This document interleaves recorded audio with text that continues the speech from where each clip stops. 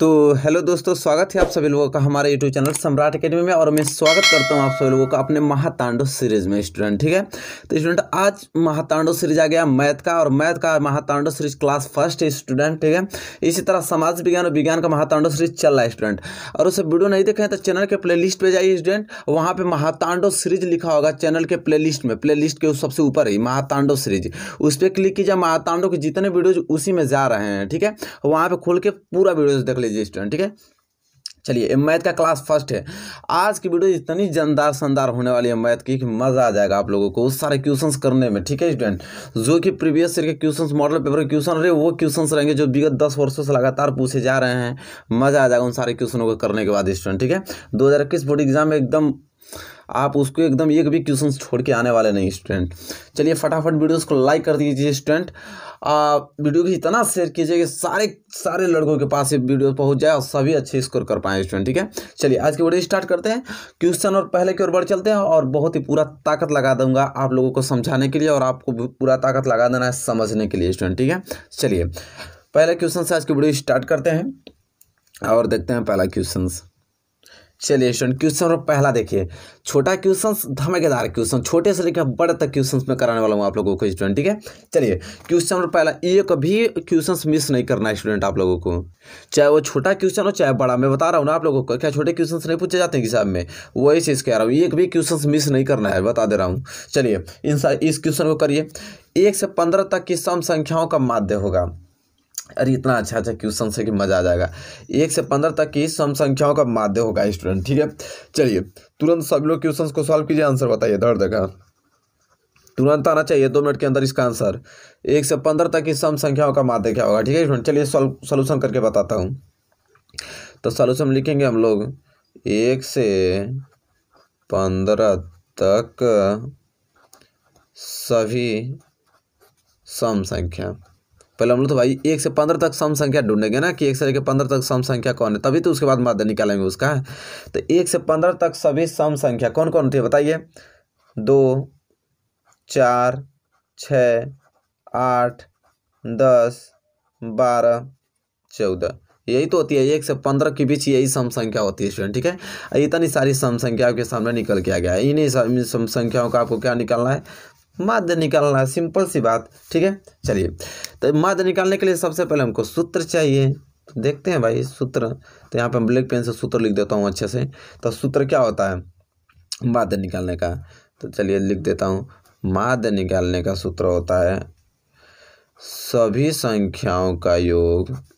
ठीक है, देखिए यहाँ माध्य निकालने का फॉर्मूला क्या होता है, सूत्र सभी संख्याओं का योग बटे में कुल संख्या। ये आपका क्या है, माध्य निकालने का फार्मूला। ठीक है स्टूडेंट, चलिए सूत्र क्या होता है माध्य निकालने का, सभी संख्याओं का योग बटे में कुल संख्या। देख लेते हैं, सिंपल। सबसे पहले करना हमको क्या, सभी संख्याओं का योग, जो संख्या आपको दिखाई दे रही है योग कर देना है। 2 + 4 + 6 + 8 + 10 + 12 + 14 बटे में कितनी संख्या भाई, तो 2, 2, 4, 2, 6, 1, 7 है। चलिए इसको जोड़ लेते हैं, जोड़ेंगे तो कितना हो जाएगा। देखिए यहाँ 12 है, अब 12 में इसको 2 जोड़ दूँ तो ये भी हो जाएगा 14, और 14 कितना हो जाएगा 28। ठीक है, और 28 में 10 जोड़ देंगे तो कितना हो जाएगा 38, और 38 में 8 जोड़ देंगे तो कितना हो जाएगा 8, 8, 16, 46, और 46 में 4 जोड़ देंगे तो कितना हो जाएगा 50, और 50, 6, 56, 56 आ गया ऊपर, नीचे आ गया 7, 7 8 56, हमारा निकल गया माध्य कितना निकल गया स्टूडेंट 8। बात खत्म, ये हो जाएगा आंसर स्टूडेंट। ठीक है, क्या हो जाएगा आंसर हो जाएगा। मतलब 1 से 15 तक इस सम संख्याओं का माध्य कितना होगा स्टूडेंट 8 होगा। सिंपल, बहुत ही अच्छे ढंग से एक्सप्लेन करके मैं बता दी हूँ। आप लोगों को एकदम डाउट होना ही नहीं चाहिए, आप समझ रहे हैं, ये क्वेश्चंस में डाउट नहीं होने चाहिए आप लोगों को। चलिए बताइए स्टूडेंट वीडियो कैसी लग रही है आपको, वीडियो अच्छी लग रही है ना। चलिए ये क्वेश्चन सॉल्यूशन हो गया, बहुत अच्छे ढंग से मैं आप लोगों को एक्सप्लेन करके बता दिया। चलिए अब हम बढ़ेंगे अगले क्वेश्चन की ओर, और क्वेश्चन नंबर दूसरे की ओर। चलिए स्टूडेंट, आ गया क्वेश्चन नंबर दूसरा आपकी स्क्रीन पे। चलिए इसको तो तुरंत उड़ाइए, तो इसके सारे क्वेश्चनों को कह रहा है कि साइन ए बराबर 4/5 है तो टेन ए का मान होगा। बहुत ही ज़्यादा मोस्ट इंपॉर्टेंट प्रश्न है, ठीक है। चलिए इसको तुरंत फटाफट 2 मिनट में आंसर कीजिए कमेंट बॉक्स में, तुरंत रुकना ही नहीं आप लोगों को, ठीक है। महातांडव सीरीज चल रहा है, महातांडव सीरीज के ये क्वेश्चन नहीं छोड़ने हैं। चलिए इस क्वेश्चन का सॉल्यूशन कीजिए। देखिए इसका सॉल्यूशन हम लोग लिखते हैं और आराम से करने की कोशिश करेंगे स्टूडेंट, ठीक है। देखिए लिखिए साइन ए, चलिए देख लेते हैं भाई। साइन ए बराबर कितना दे रखा है, 4/5 दे रखा है। साइन ए बराबर 4/5, ठीक है स्टूडेंट। हमसे पूछा क्या है, टेन ए बराबर क्वेश्चन मार्क पूछा है, ठीक है। चलिए सॉल्यूशन करते हैं। अच्छा आप हमको ये बताइए कि साइन ए बराबर 4/5 दिया है, तो साइन ए बराबर फार्मूला क्या होता है, लंब बटा कड़। क्या होता है, लंब बटा क्या होता है स्टूडेंट, कड़ होता है। लंब बटा यहाँ पे कड़ हो गया, तो यहाँ पे लंब हमारा 4 हो गया, कड़ हमारा 5 हो गया, बात खत्म। समझ रहे हैं, लंब हमारा 4 हो गया, कड़ हमारा 5 हो गया। यहाँ पे चलिए एक त्रिभुज बना लेते हैं, बहुत अच्छा खासा बना लिया हमने, ठीक है। अब देखिए लंब, लंब क्या है यहाँ पे 4, ये लंब होता है, लंब की जगह में 4 रख दिया। कड़, कड़ कितना है 5 रख दिया, और इसको तो हमको मालूम है नहीं है, और हम इसका नामकरण कर देते हैं ABC, ठीक है। हमसे पूछना किस है, टेन ए का। अच्छा आप हमको एक बात बताइए, चलिए छोड़िए, आइए टेन ए, ठीक है। किसका वैल्यू पूछा हमको, टेन ए का वैल्यू पूछा है स्टूडेंट। अच्छा टेन ए बराबर फार्मूला जानते हैं क्या होता है, तो टेन ए बराबर फार्मूला होता है सॉरी, लंब बटा आधार। अच्छा आप बताइए, तब टेन ए बराबर फार्मूला होता है लंब बटा आधार, और जब आपको आधार मालूम नहीं रहेगा तो आप लगाएंगे कैसे जी, नहीं लगा पाएंगे ना। आधार हमको निकालना ही पड़ेगा, ठीक है स्टूडेंट। चलिए आधार निकालने के लिए हम लोग किसका प्रयोग करेंगे, पाइथागोरस प्रमेय का। तो यहाँ लिखेंगे हम लोग पाइथागोरस, ठीक है, पाइथागोरस प्रमेय से। अब स्टूडेंट पाइथागोरस प्रमेय से इसको निकालने के लिए बोल रहा है, चलिए निकालते हैं। पाइथागोरस प्रमेय क्या कहता है, पाइथागोरस प्रमेय यही तो कहता है कि कड़ का स्क्वायर बराबर लंब का स्क्वायर अधन आधार का स्क्वायर, यही तो कहता है ना पाइथागोरस प्रमेय, कहता है, हमको याद है। चलिए अब क्या करना हम लोग को, कड़, कड़ यहाँ पे क्या है AC, तो हम लोग लिखेंगे AC का स्क्वायर बराबर लंब कितना है BC का स्क्वायर और धन आधार, आधार कितना हमारा AB का स्क्वायर, बात खत्म, ठीक है। अब देखिए जो वैल्यू दिया लिख लीजिए। AC का वैल्यू कितना दिया 5 का स्क्वायर बराबर BC 4 का स्क्वायर और धन या AB तो हमको निकालना ही है, तो AB का स्क्वायर, ठीक है। अब हल करेंगे, 5 का स्क्वायर करेंगे तो 25 बराबर 4 का स्क्वायर करेंगे तो 16 और धन यहाँ पे हो जाएगा AB का स्क्वायर, ठीक है स्टूडेंट। अब देखिए ये हो गया 25 प्लस 16 इधर आएगा तो -16 बराबर इधर बच गया आपका AB का स्क्वायर बच गया। 25 में से 16 जाएगा तो कितना हो जाएगा 9 बराबर हो जाएगा AB का स्क्वायर स्टूडेंट, ठीक है। ये स्क्वायर में है, ठीक है, इधर भेजेंगे तो किस में हो जाएगा, वर्गमूल में हो जाएगा, तो करड़ी में 9 बराबर AB, ठीक है। और यहाँ पे करड़ी में 9 का वर्गमूल क्या होता है 3, तो 3 बराबर हो गया AB। तो हमको मालूम चल गया AB का वैल्यू कितना गया 3।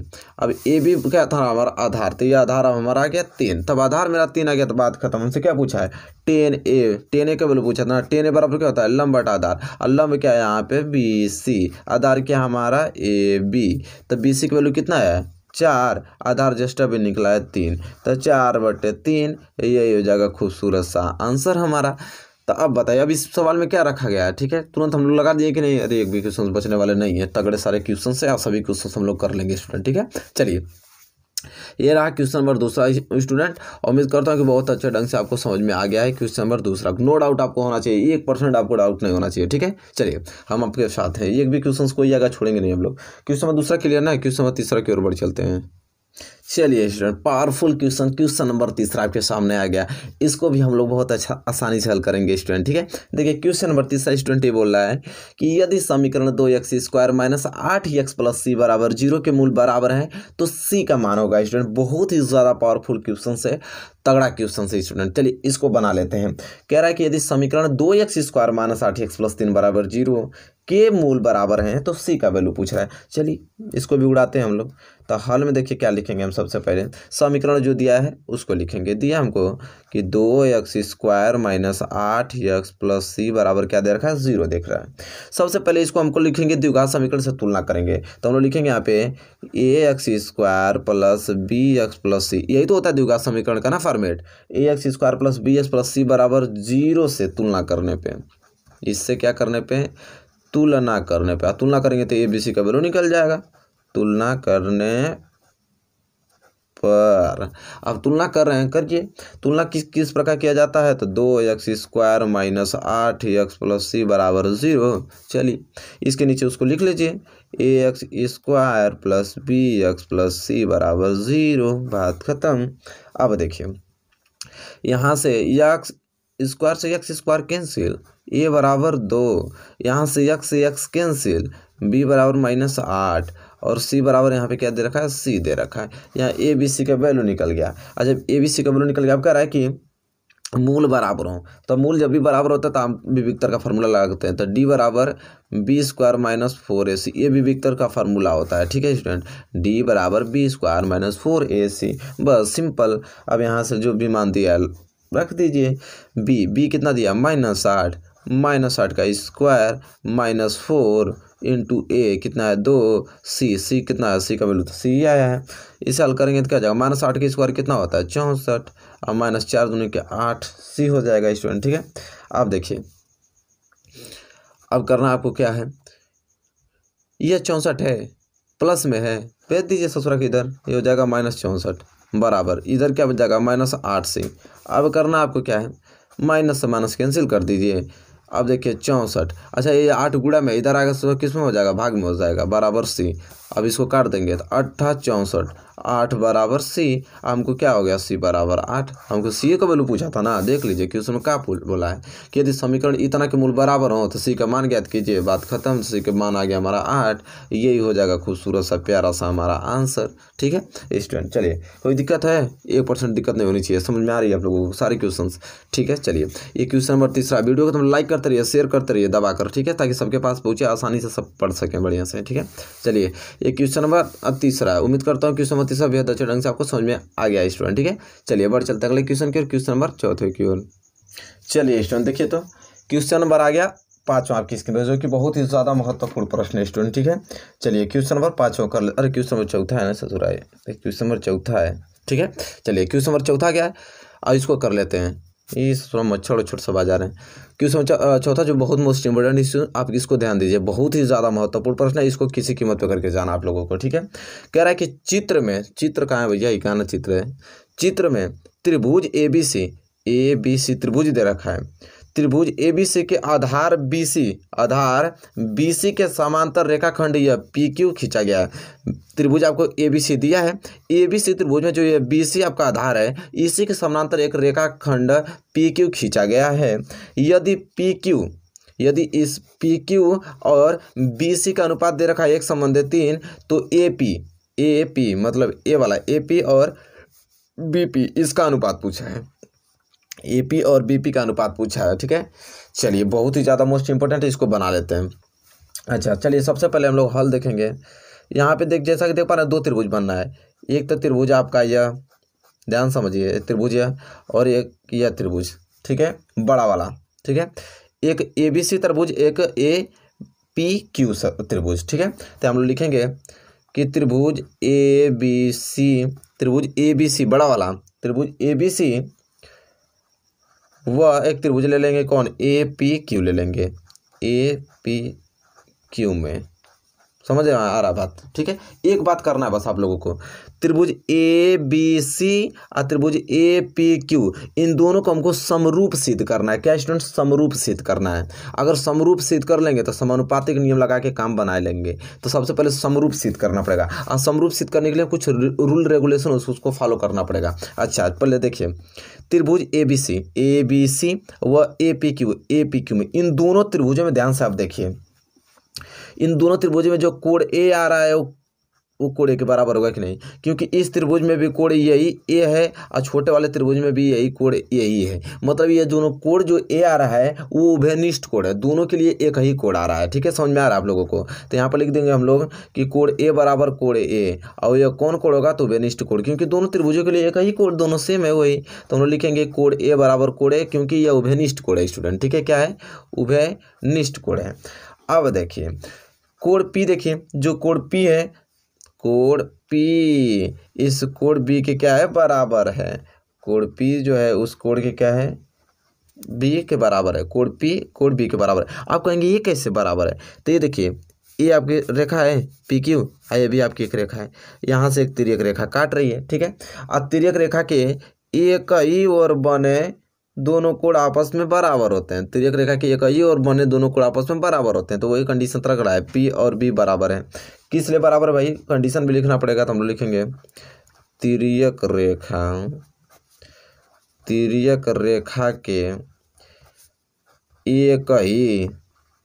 एक ही ओर बने कोण, एक ही ओर बने कोण, इसी तरह लगाया जाता है भैया, इसको समझ में आ रहा है आप लोगों को। तिर्यक रेखा के एक ही ओर बने कोण बराबर होते हैं। क्या होते हैं स्टूडेंट, बराबर होते हैं। सब थ्योरी लिखना पड़ता है, समझ में आया इस सारे क्वेश्चन में, बराबर होते हैं। ठीक है, कि भाई बराबर हुआ तो किस कंडीशन पर, कंडीशन से लिखना पड़ता है। ठीक है, अब देखिए ये हो गया। इसी प्रकार एक चीज़ और आपको दिखाई दे रहा होगा, तुरंत इसको बराबर कर देंगे। इसी प्रकार जो कोण क्यू है वो कोण सी के बराबर है। अरे भाई जो कोण क्यू है कोण सी के बराबर है, क्या इसमें भी दो रेखाएं हैं, एक तिर्यक रेखा काट रही है, वहाँ पे भी फॉलो नहीं होगा क्या रूल, जब इधर फॉलो हो रहा है तो इधर भी फॉलो होगा, बात खत्म। तो कोण क्यू कोण सी के बराबर है। ठीक है, अब कंडीशन क्या लगेगा, यहाँ भी कंडीशन वही लगेगा स्टूडेंट। ठीक है, लिखना पड़ेगा आप लोगों को कि तिर्यक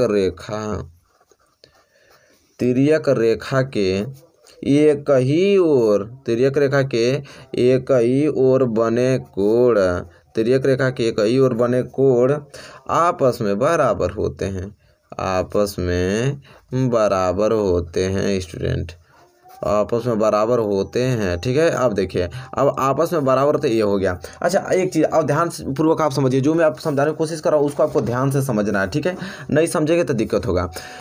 कोण देखिए ए कोण बराबर हो गया, दोनों त्रिभुज में देखें हम लोग, पहले देखें त्रिभुज ए बी सी और ए पी क्यू में, ए बी सी और ए पी क्यू में देखने को ये मिला है कि कोण ए बराबर है, कोण पी और कोण बी के बराबर है, कोण क्यू कोण सी के क्या है, बराबर है स्टूडेंट। ठीक है, तो ए बी कोण बराबर, ए बी कोण बराबर, ए बी कोण, तीनों कोण बराबर है, तो कौन सा लग जाएगा नियम, तब लिखेंगे तब ए समरूपता नियम से। अब ए क्या हुआ, तो कोण समरूपता नियम से। ठीक है, कोण समरूपता नियम से। कोण समरूपता नियम ये कहता है कि अगर तीनों कोण आपस में बराबर है तो दोनों त्रिभुज आपस में समरूप हो सकते हैं स्टूडेंट। ठीक है, तो ये लिखा है एंगल एंगल एंगल, क्योंकि तीनों कोण बराबर है। देखिए ये भी कोण है, ये भी कोण है, ये भी कोण, मतलब तीनों कोण आपस में बराबर है, तब ए समरूपता नियम से। अब ए समरूपता से हम खूब कह सकते हैं कि जो त्रिभुज ए बी सी है वो समरूप है। वो क्या है स्टूडेंट, समरूप है त्रिभुज किसके, ए पी क्यू के। देखिए स्टूडेंट अब हम क्या कर देंगे, इनको समरूप सिद्ध मैंने कर दिया। ठीक है, नियम से ए समरूपता नियम से इन दोनों के त्रिभुज को समरूप कर दिया।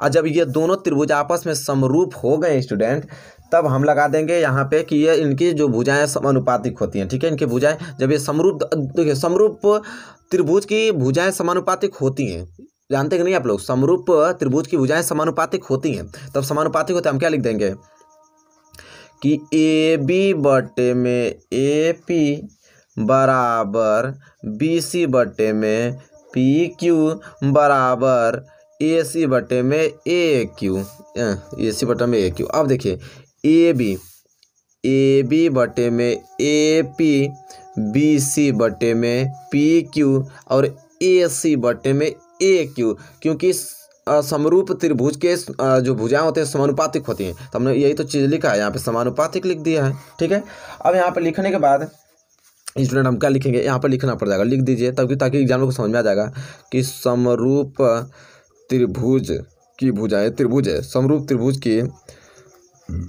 भुजाएं समानुपातिक होती हैं, समानुपातिक होती हैं। भैया एकदम जहरीले क्वेश्चन है, समझ में आ रहा है आप लोगों को। समानुपातिक होती हैं। अब समानुपातिक होती हैं इनके भुजाएं, तो चलिए देख लेते हैं। और हमको आगे से एक चीज़ दे रखा है, आगे से हमको क्या दिया है कि पी क्यू संबंध बी सी बराबर, आगे ही दे रखा था कि पी क्यू संबंध बी सी बराबर कितना दे रखा था, 1 संबंध 3। तो क्या हम इसको इस तरह लिख सकते हैं कि पी क्यू बटे बी सी लिख सकते हैं आराम से। अब पी क्यू बटे बी सी क्या हो जाएगा, 1/3, मतलब पी क्यू वैल्यू क्या हो जाएगा यहाँ पे 1 और बी सी की वैल्यू क्या हो जाएगा यहाँ पे 3 हो जाएगा स्टूडेंट। ठीक है, चलिए देखिए ए बी दिया है, ए बी उतार दीजिए, ए पी दिया है, ए पी उतार दीजिए। अब देखिए यहाँ पे बी सी की वैल्यू कितना दिखाई दे रखा है, बी सी की वैल्यू 3 देख रहा है, 3। पी क्यू वैल्यू कितना देख रखा है, 1 लिख देंगे, बराबर ए सी अपान ए क्यू लिख देंगे स्टूडेंट। ठीक है, क्लियर, नो डाउट आपको होना चाहिए स्टूडेंट। अब इसे क्या लिख सकते हैं, ए बी बटे में ए पी, ये ए सी थोड़ा इसको इधर ला लीजिए, ए सी अपान ए क्यू बराबर 3/1 हो गया स्टूडेंट। ठीक है, अब देखिए मतलब ए बी इसके बराबर है, ए बी इसके ही बराबर है स्टूडेंट। ठीक है, चलिए अगर वैल्यू हमसे किसका पूछा था, हमसे वैल्यू पूछा था ए पी और बी पी का। ठीक है, ए पी और बी पी का, तब हम क्या करेंगे, ए पी और बी पी का देखेंगे। ठीक है स्टूडेंट, ए पी और किसका, बीपी का स्टूडेंट देखेंगे कि एपी और बीपी का वैल्यू क्या हो रहा है स्टूडेंट। तो देखिए आप ध्यानपूर्वक आपको समझना है, पेज ए भर गया। ठीक है, पेज में कोई दूसरा ले लेता हूँ आपको समझाने के लिए। हाँ अब देखिए, अब हम एपी के इसमें अब इसके बराबर इसको लिखेंगे, तो हम लिखेंगे कि एपी बटे में, अरे ए बी बटे में ए पी बराबर क्या आ गया, 3/1 आ गया। ठीक है, क्योंकि आपस में बराबर थे, इसकी भी बराबर होगा, जाहिर सी बात है, सिंपल तरीका है इसका। अब देखिए यह इतना हो गया, मैं थोड़ा उसका देता हूँ। हाँ अब सही दिखाई दे रहा है स्टूडेंट। ठीक है, अब देखिए अब करना हमको कि 3 का गुणा ए पी में करेंगे तो क्या हो जाएगा, 3AP हो जाएगा, बराबर एक ए बी का गुणा 1 में करेंगे तो ये हो जाएगा ए बी हो जाएगा। समझ में आ गया आप लोगों को। ठीक, सिंपल, ये इधर हो जाएगा 3AP। ठीक है, बराबर ए बी। अच्छा स्टूडेंट, ए बी को हम क्या लिख सकते हैं, समझ में आ रहा है कि ए बी को क्या लिख सकते हैं। अब भाई इस स्लिप को, यहाँ पे स्लिप हो गया, स्लिप को देखिए, ए बी, आप ही बताइए, ए बी को हम क्या लिख सकते हैं, ए बी के स्टूडेंट हम क्या लिख सकते हैं, A P plus B P लिख सकते हैं कि नहीं। पूरा टोटल ए बी को हम ए पी अधन बी पी लिख सकते हैं, आराम से लिख सकते हैं, नो डाउट।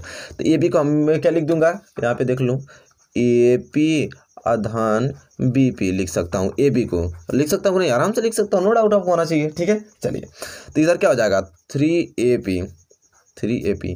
अच्छा ये प्लस ए पी इधर जाएगा तो क्या हो जाएगा, -AP हो जाएगा स्टूडेंट। ठीक है, अब बराबर इधर क्या बच गया, पी बी बच जाएगा, ये 3 है। ठीक है, 3AP में से एक AP घट जाएगा तो हो जाएगा 2AP हो जाएगा, इधर बच गया आपका PB बच गया स्टूडेंट। ठीक है, अब देखिए करना क्या है, तो इधर हो जाएगा AP और BP इधर आ जाएगा तो किस PB नीचे आ जाएगा तो PB नीचे हो जाएगा, बराबर ये इधर चलाएगा तो इधर सिर्फ एक ही बचा, और ये 2 गुणा में तो 2 इधर चल जाएगा तो भाग में हो जाएगा। ठीक है, तो अब यहाँ पे अनुपात हमको निकल गया। यही तो हमसे पूछा था कि AP व BP का वैल्यू बताइए। ठीक है, तो AP संबंध BP क्या हो जाएगा, 1 संबंध 2 हो जाएगा स्टूडेंट, बात खत्म। यही तो हमसे वैल्यू पूछा था, कहाँ गया है पेज को लाऊं, हाँ पेज यही तो हमसे पूछा था यहाँ पे कि AP और BP का अनुपात क्या होगा। लो भैया, AP और BP का अनुपात 1 संबंध 2 आ गया। ठीक है, ये हो गया इसका आंसर बहुत अच्छे ढंग से। ठीक है, अब बताइए कि क्वेश्चन नंबर 4 कैसा लगा। ये क्वेश्चन बहुत ही ज़्यादा मोस्ट इंपोर्टेंट जो मैं बताया हूँ। ठीक है, ये क्वेश्चन मिस नहीं करना है, बता देता हूँ आप लोगों को। क्वेश्चन मिस किए तो फिर समझ लीजिए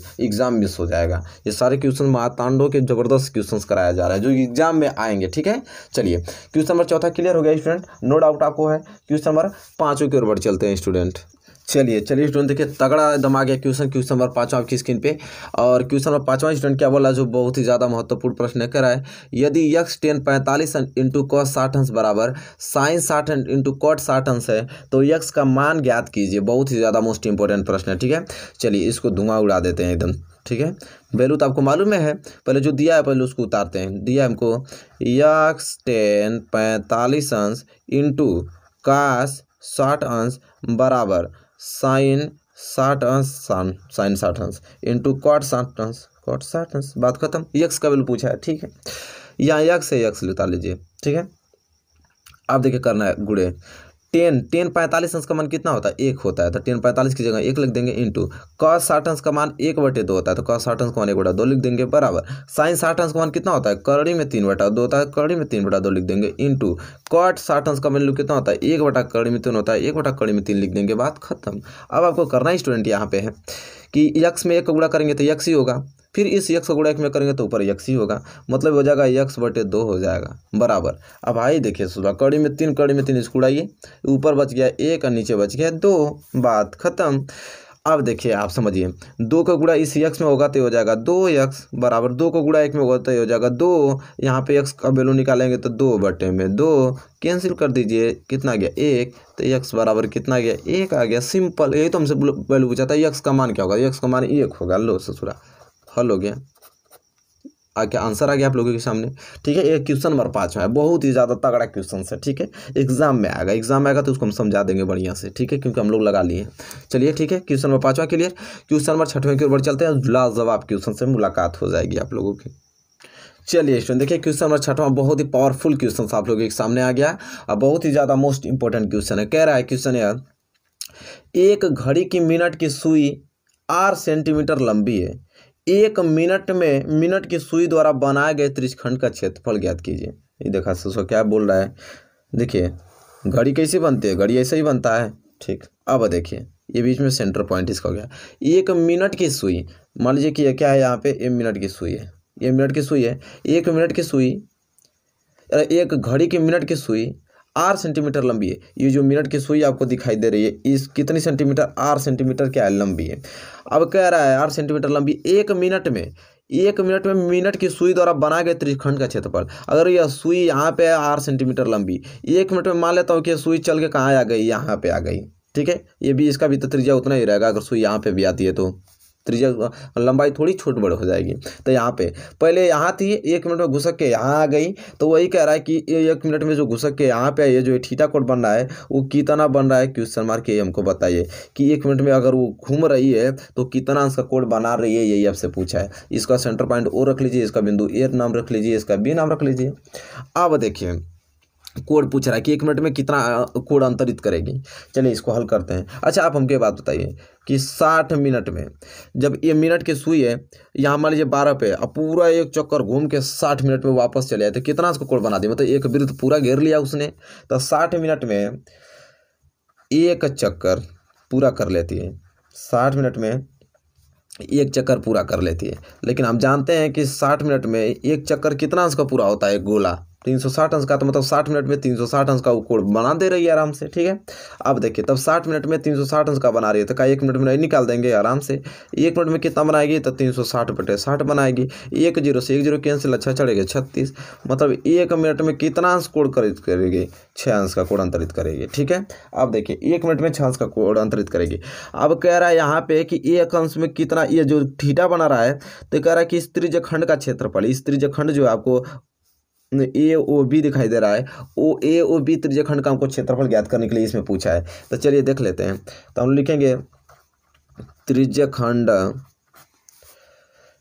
किसका है, AOB का क्षेत्रफल, त्रिज्यखंड AOB का क्षेत्रफल। ठीक है, अब देखिए पहले त्रिज्यखंड AOB का क्षेत्रफल हमको निकालना है, लेकिन अब हम जानते हैं एक चीज़ कि त्रिज्यखंड का क्षेत्रफल का सूत्र क्या होता है, आप लोगों को मालूम है तभी तो लिखेंगे। ठीक है, तो त्रिज्यखंड सूत्र द्वारा, अब त्रिज्यखंड का सूत्र क्या होता है स्टूडेंट, यह होता है θ/360 πr²। यह होता है आपका क्या, त्रिज्यखंड का सूत्र। हमको निकालना है त्रिज्यखंड AOB का क्षेत्रफल, तो यही फार्मूला लिख दिए कि θ/360 और πr²। तो चलिए लगाते हैं। तो थीटा का वैल्यू कितना निकल गया यहाँ पे 6 अंश, तो हम लोग क्या लिख देंगे 6 अंश बटे 360 πr²। अब इसको हल करना था, हल कीजिए। 6 कम 6, अच्छा चढ़ेगा 36, ऊपर πr² का गुणा 1 में होगा तो हो जाएगा ऊपर πr² और नीचे बच गया 60। तो अब देखिए 1 मिनट में वो जो कोण 1 मिनट में जितना वो चला है उनके बीच त्रिज्यखंड पूछा था ना, तो 1 मिनट में मान लीजिए चला है यहाँ पे, तो AOB त्रिज्यखंड हमको निकालना था और AOB ये वो भी त्रिज्यखंड का क्षेत्रफल कितना निकल गया, पाई आर स्क्वायर बटे में 60 निकल गया। ये हो जाएगा खूबसूरत सा इसका आंसर हो जाएगा। ठीक है स्टूडेंट, तो देखिए बहुत ही ज़्यादा लाजवाब और मोस्ट इंपोर्टेंट क्वेश्चन था। बहुत ही आसान तरीके से हमने इसको क्या किया, आपको बता दिया। एक भी क्वेश्चन में आपको डाउट नहीं रखना है स्टूडेंट। ठीक है, चलिए ये क्वेश्चन नंबर 6वां था। तो स्टूडेंट इस वीडियो में बस इतना रखते हैं क्वेश्चन, क्योंकि आपको प्रैक्टिस भी करना है और सारे सब्जेक्ट को ना देखते हुए चलना है। चलिए तो बताइए स्टूडेंट आपको वीडियो कैसी लगी। अब तक 6 सवाल मैंने बताया, बहुत ही लाजवाब सवाल क्वेश्चन से, एक भी क्वेश्चन छोड़ के आपको नहीं जाना है, सारे क्वेश्चन करके जाना है स्टूडेंट। ठीक है, चलिए अगर वीडियो आपको अच्छी लगे तो प्लीज़ आपको क्या कर देना है, इसको लाइक तो 1000 लाइक तक पहुंचा दीजिए। ठीक है स्टूडेंट, 1000 लाइक तक। अब वीडियो को क्या कर देना है, आपको शेयर करना है स्टूडेंट। ठीक है, सभी वीडियोज़ को आपको शेयर करना है और कमेंट करके बताइए कि आपको वीडियो कैसी लगी। तब तक के लिए दोस्तों धन्यवाद, मिलेंगे आपसे नेक्स्ट वीडियो में।